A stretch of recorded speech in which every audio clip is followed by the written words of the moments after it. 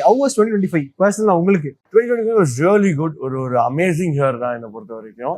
But 2023 2024 compare பண்ணும்போது cinema wise 2025 வந்து கொஞ்சம் ஒரு கம்மி தான், டல் இயர் தான். அது இன் கம்பேரிஷன் டு தட் இது கொஞ்சம் கம்மி தான். ஏன்னா 2023 வந்து உங்களுக்கு தெரியும், வி ஹேட் வாரிசு, துணிவு, அதுக்கப்புறம் சம்மருக்கு பொன்னியின் செல்வன் 2, அதுக்கப்புறம் வந்து ஆகஸ்ட்ல வி ஹேட் ஜெயிலர், அதுக்கப்புறம் செப்டம்பர்ல வந்து ஜவான், அக்டோபர்ல வந்து லியோ. ஸோ அந்த மாதிரி வந்து எவ்ரி மந்த் ஒரு பிளாக் பஸ்டர் அது ஓடி முடிக்க ஞாபகம் வச்சுக்கீங்க. எல்லாம் மந்த் கரெக்டாக சொல்றீங்க. ஏங்க அதானே வேலையே. ஸோ அப்படி 2023 வந்து அந்த மாதிரி ஒரு பிளாஸ்டா இருந்துச்சு.